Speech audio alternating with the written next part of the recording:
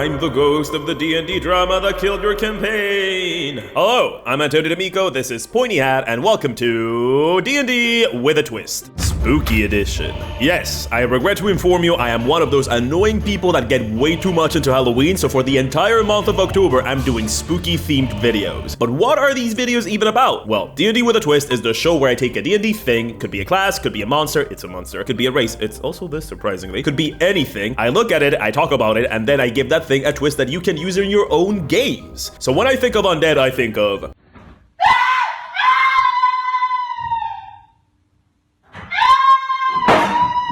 undead are, well, you know, undead. They are things that used to be alive, and then they weren't, and now they are back to being kind of sort of alive somehow. Undead is a monster type, a category under which a bunch of monsters are classified. And it just so happens that this is one of the largest ones. Because of that, undead are very, very different from one another. They all share the trait of being brought back to life, and that's basically it. They are all very different. There are basically two unofficial types of undead in D&D. Because these are not official, I'm calling them corporeal and incorporeal. Corporeal undead are undead that retain their body, or otherwise have a body, like Eidolons. I can't think of other examples of this, but I don't know, maybe one of them found a body on sale or something. This category includes a bunch of low-level beasties like your run-of-the-mill zombies, ghouls, and spooky, scary skeletons, but it also includes some heavy hitters like liches and mummy lords. Corporeal undead tend to be grosser on account of, you know, decomposition, doing a number on them, but they also tend to go for a more melee approach to murder because the other ones kinda can't hit things on account of being incorporeal. Incorporeal undead are ones that have transcended the need for a body and just generally float around delivering spooks. This category includes things like specters, wraiths, banshees, and your garden variety ghost. These undead tend to have an insane amount of resistances and condition and damage immunities. A bunch of them also get the trait incorporeal movement, which allows them to go through objects, things, and even creatures. Overall, they tend to hit more with magical attacks and are harder to hit, but their hit points are much lower than those of corporeal undead of similar CRs. But how do undead actually happen in D&D? Well, like everything in D&D, it's complicated.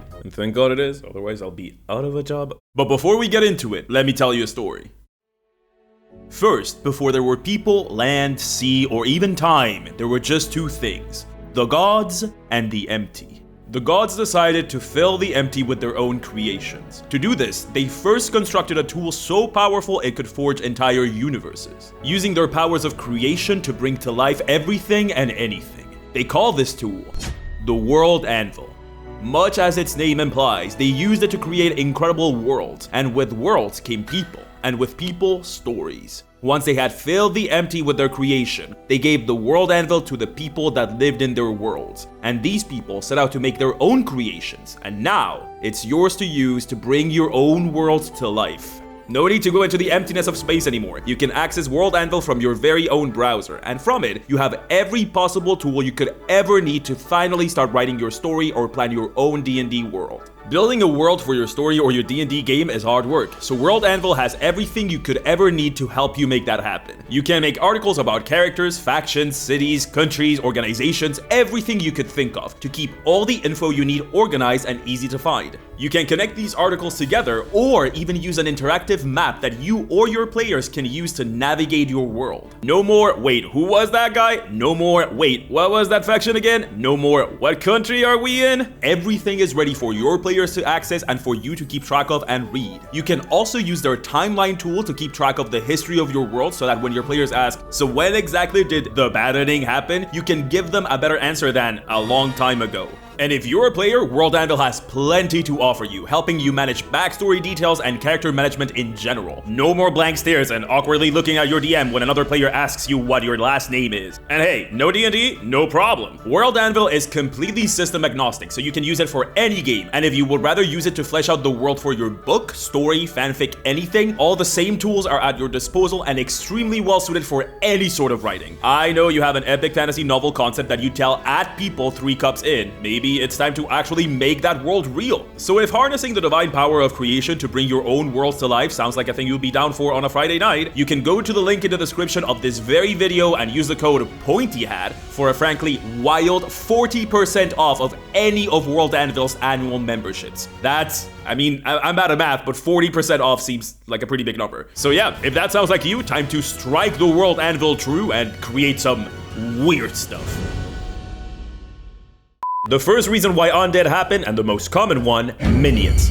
No, please no. Stay away. What do you want from me? Please! Undead are often minions to more powerful creatures. Necromancers are your usual suspects for this, but there are gods that also use undead as messengers and military. If you're in need of some extra hands, reanimated dead that don't have free will and don't complain is certainly a cheap, if not particularly moral option. And hey, at least it's more moral than internship. It's basically a step below unthinking robots in the morality scale. So undead minions are pretty common. On the other side of the spectrum, in terms of reasons to become undead, are undead that become undead because they choose to. A well-known example of this is the infamous Lich and its less powerful cousin, the Mummy Lord. Mortals that choose to become undead are often evil, although it's not clear why. The motivation here is often just not wanting to die, and although there are plenty of spooky rituals that involve stuff that one wouldn't call good, like, you know, siphoning the souls of innocents to use as fuel for your unlife, if one could find a way to become undead and not kill other people in the process, I don't see what's so wrong with that. A sort of offshoot of this that kind of proves my point is undead that happen out of the unfinished business trope. If a mortal dies but they left the stove on, it is possible for their anxiety to be so great that they simply refuse to pass away until they turn that stove off. In these cases, their souls cling to life and become undead until their business is resolved. This is sadly not very explored in canon for monsters and NPCs, which is a shame because I think that would be very interesting. Someone should do something about that. Anyway, the final reason, and this is more of an umbrella reason, is what I call the oopsie origin story. Someone did an oopsie or was in close proximity to someone or something else's oopsie, and now they're undead. Bit by a vampire, oopsie, you're now undead. In close proximity to a dark, spooky ritual of undead power, oopsie, you're now undead. Did something so horribly evil that you lost your humanity in the process, oopsie, you've been undeaded. This one is less common, weirdly enough, although it's extremely common in fiction, and one of the ones with the strongest mechanical basis in the game. Zombies are a weird exception to this, probably because they're among the lowest CRs for undead, so getting bit by a zombie does not turn you into one, but vampires have it written in the stat block that anyone they kill with their bite attack comes back as a vampire spawn, as do the victims of shadows, wraiths, wights, and a bunch more. Regardless of whether they are corporeal or incorporeal, or whether they were animated by someone else, themselves, or were the victims of a powerful necromantic oopsie, undead have certain similarities. Most of them do not eat or drink, vampires are outliers and should not be counted. They're all immune to poison since, well, they're not alive, and 5e is all about making the trickery cleric cry. Many are resistant, if not outright immune to necrotic, as that is sort of their Pokemon type, but only a few of them are weak to radiant damage, so you better unlearn that Final Fantasy conditioning real fast. And lastly, most of them are resistant to damage from non-magical weapons, which depending on how much of a hard-ass your DM is, will be more or less of a problem for you. So I've been name-dropping a bunch of undead monsters here, but let's take a closer look at some of them now. And yes, before you complain, I'm not going into detail about the Lich and a bunch of other big ones here because they are 100% getting their own full video, so hold on tight for that. First off, shadows. Shadows are technically a weak undead creature. They are the lowest CR of the incorporeal undead at a measly half CR. They are literal shadows come to life, or unlife, I guess. There's honestly not much to say about them. They are an incorporeal undead shadow that attacks living things because it hates life and happiness and rainbows and whatever, so why give it its own section? Well, to me, shadows are like the most egregious example of a monster having an entirely wrong challenge rating. It's bad. Like bad, real bad. And I actually have personal experience with this. Shadows get an absolutely insane amount of resistances for a half CR. Acid, cold, fire, lightning, thunder, and the worst ones, bludgeoning, piercing, and slashing from non-magical attacks. Not only that, they get outright damage immunities to necrotic and poison, and are basically immune to most conditions. They can't be exhausted, frightened, grappled, paralyzed, petrified, poisoned, prone, or restrained in any way.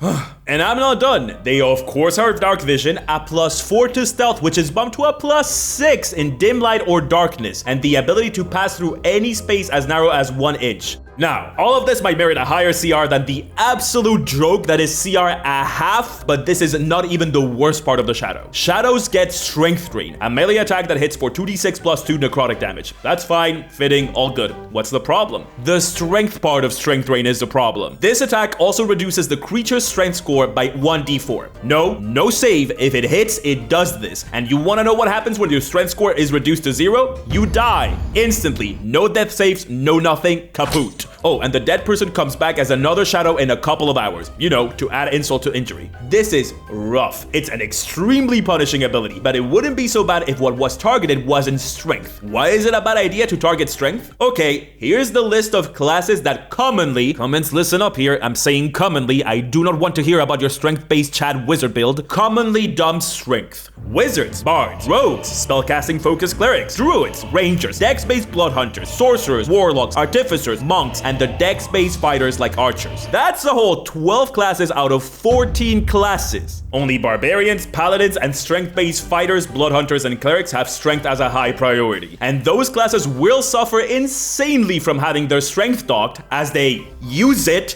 to attack. So if the shadow lowers their strength, they're in even more of a pickle because they would be even worse at hitting the shadow and they will do less damage. Yes, the shadow has low hit points, but as I said above, it has like 1,000 resistances and immunities. So it's not like you're doing full damage with every attack against the thing, assuming those hit. Yes, they also have a weakness against radiant damage, but hey, maybe you don't have anyone that can do radiant damage in the party, especially at low levels. Radiant isn't fire damage, it's not a common damage type. It's very probable that your party just doesn't have it, or they don't think of using it. The fact that their CR is so low means that they're even more of a deadly trap, because if you see that this thing has a half CR, you will rightly assume it's a good idea to put it against your very low level party. As a matter of fact, you might assume that you need more than one for these to be challenging for your players. Maybe they can be minions to a bigger baddie or something, and that's it. You're toast, because these things will tear through 90% of your party with their strength drain, very probably outright killing some of them, severely weaken the one guy who made a strength-based character, which in turn means that they will miss more attacks against the shadow, and before you know it, you TPK the brand new bright-eyed PCs your friends made for their very first D&D session and one of your very first times DMing, and now nobody wants to play the dragon game next Saturday anymore.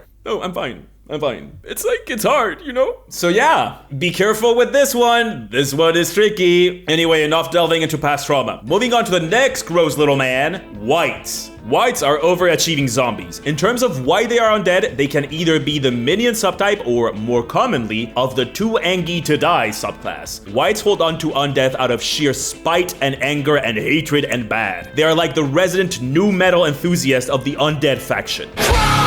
When wights are not too busy trying to show you a corn music video that really touched them emotionally, man, they're out here murdering the living because all of that hatred and violence animating them. The concept is somewhat similar to the Yurei of Japanese folklore. People consumed by hatred at the moment of their death reach out to dark entities, probably most of the time not even knowing who or what they're reaching out to, and are given undeath in exchange for them spending eternity trying to destroy all living things and just generally being a hater. Wights are one of the few undead creatures that retain their personality while being undead, and they're also able to create additional minions because anyone slain with their life drain ability comes back as a zombie under the control of the wight. Side note here, it is really funny to me that it's much easier to kill a PC with a Shadow's strength drain than a wight's life drain when the wight is a CR3 creature. These two traits, along with them getting some really nifty resistances including bludgeoning, piercing, and slashing from non-magical attacks that are in silvered, not magical, silvered, which means your party might actually have to go out of their way to get these, make wights one of my favorite early campaign baddies. Wights are smart creatures with a personality and the potential to have a very compelling backstory. Think about it, something awful must have happened to them for them to 3 days grace this much.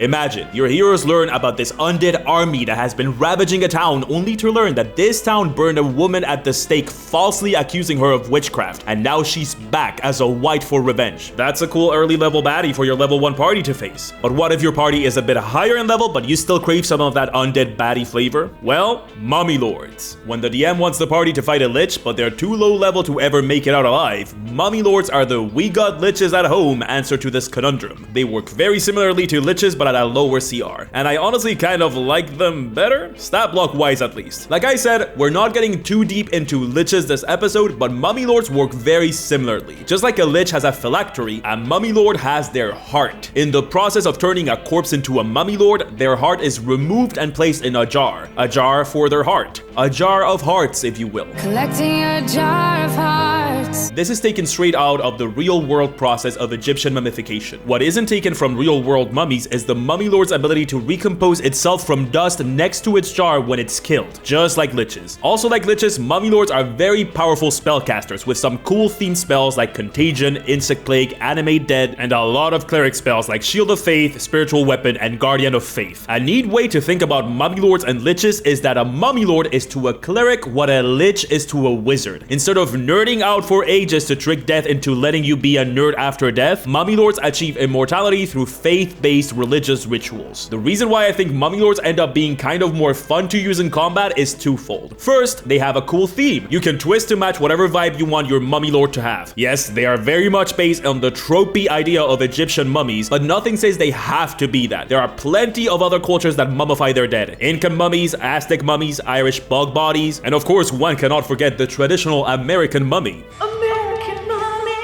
You know, just get creative with it. Secondly, and most importantly, their stat blocks are just better. Their wisdom and strength mod are the same, which means they are just as capable of holding their own in hand-to-hand combat as they are with spells. Their con is also nothing to sneeze at, and they get some really cool actions. Their Rotting Fist attack has an insane effect called Mummy Rod, which makes you lose 3d6s after being touched by it every 24 hours. This is less likely to come up in combat, but makes for an amazing ticking clock. You gotta stop the Mummy Lord or beloved NPC will die in 3 days. Their Dreadful Glare ability also brings back something I missed from earlier editions: levels of failure. If you fail your saving throw against it by 5 or more, you are not just frightened, you are paralyzed. This is not even touching on the legendary actions that are all super thematic and cool, like Blinding Dust, which surrounds the mummy in sand and blinds the party, or Channel Negative Energy, which negates healing completely, which works for an undead cleric so well. The Mummy Lord can even turn itself into sand and move around without provoking attacks of opportunity, which means the fight can't just be the Mummy Lord standing there while the party just wails on it for 10 turns straight. Yes, the Lich hits harder and has more spells, but in my opinion, the fight against the Mummy Lord is much more dynamic and fun. So those are some undead monsters, but of course there are many others. The Banshee. A scream queen. The Vampire Spawn. Okay, is there any way I could just drink their blood but not kill them? Shh. You just shut up now, my stupid little baby. Okay. And the 5,000 ones that start with G and sound exactly the same and nobody can tell them apart. Okay, so we've looked at undead creatures as a whole. We've talked about a corporeal and incorporeal undead. We've looked at some specific examples of the monster type, and that's all well and good. But what if we gave undead a new twist? So you want to play undead. Undead are one of the most populated monster types. If you're playing a ranger, picking undead is a pretty solid choice if you're not playing a themed campaign, because there's just so many of them in basically most CRs, similarly to fiends. So what would be the point of making just another one? What if we use this general undead video to look at how we could play one of them? That's right, we're going full 5th sense here. Death to the scourge and death to the living!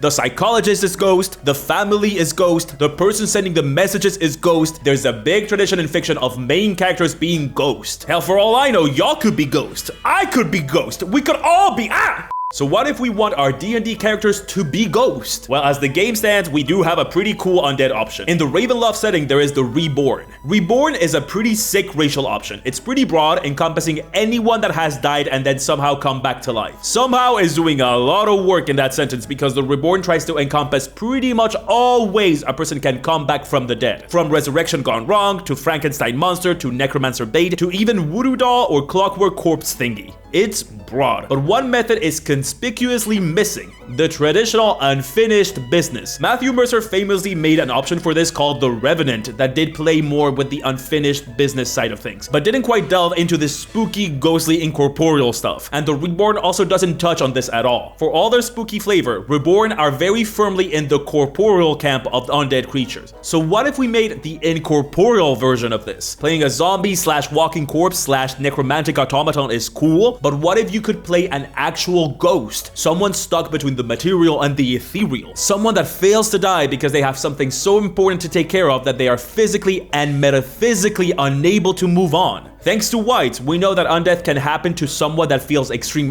anger and hatred at their time of death. What happens if someone dies while not having accomplished their most important goal? Let's go.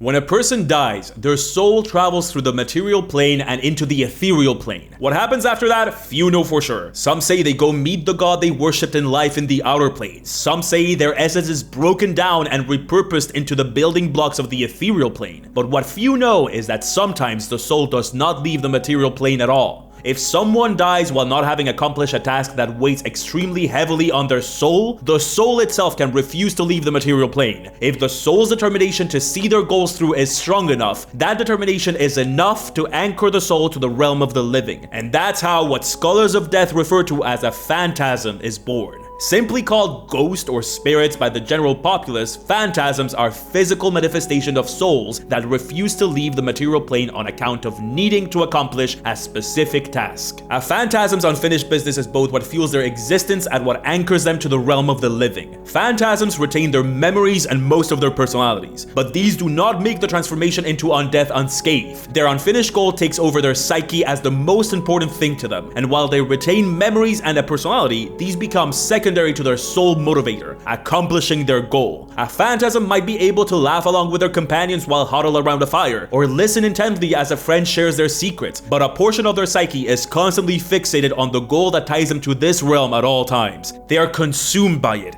every waking moment being a reminder that there's a task that they need to accomplish, and that they can't afford to stray away from it this time, because there won't be another chance to see their goal through.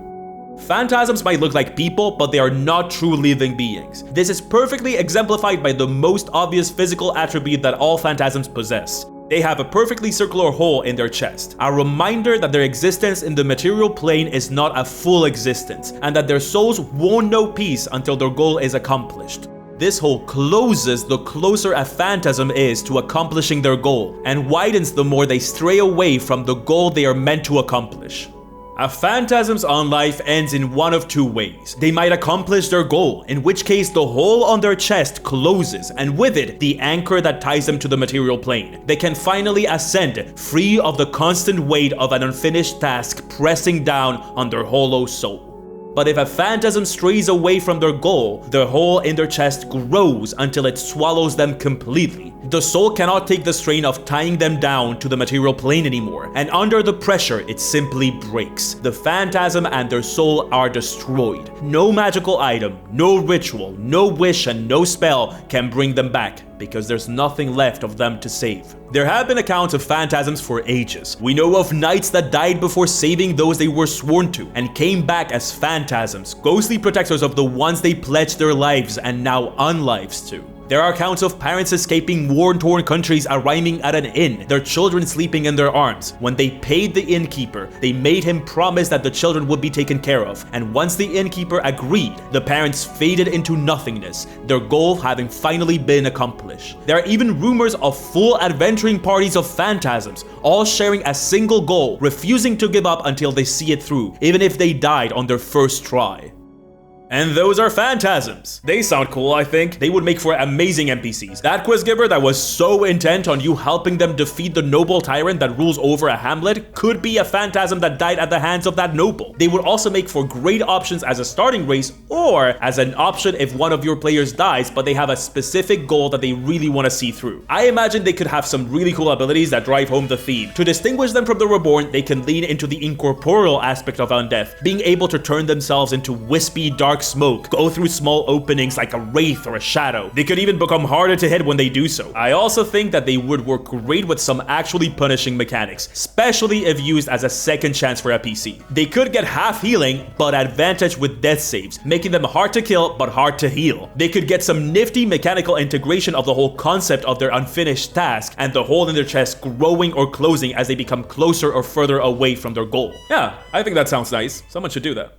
And I did! The Phantasm is now available in the description of this very video for free! That's right, you can find the Phantasm racial option for you to play with right now. So go out there, find some new metal playlist to blast on your way to D&D, and talk about your feelings! And welcome to the end of the video. I'm so excited to get started on these spooky themed October videos, and I hope you are too. I hope you like the Phantasm. I know it's a controversial thing to put a negative as a racial ability, but for this one, it just felt right to limit their healing. After all, they are hard to kill and kind of already dead, so advantage on death saves makes sense, but so many healing spells specify that they don't heal undead, and the race being conceptualized as both something that someone could start as, but also something someone could become during the game, it just made sense to limit healing. So yeah, I hope you like it, and I hope you have a fantastic Halloween. So check your candy, whatever, do whatever. We don't even celebrate Halloween over here. I'm the only one that decorates his house, and I do it because I love it. So I hope you love it too. Okay, enough outro. Love you, have fun, be spooky. See you in the next video. It will also be spooky. Bye. Mwah.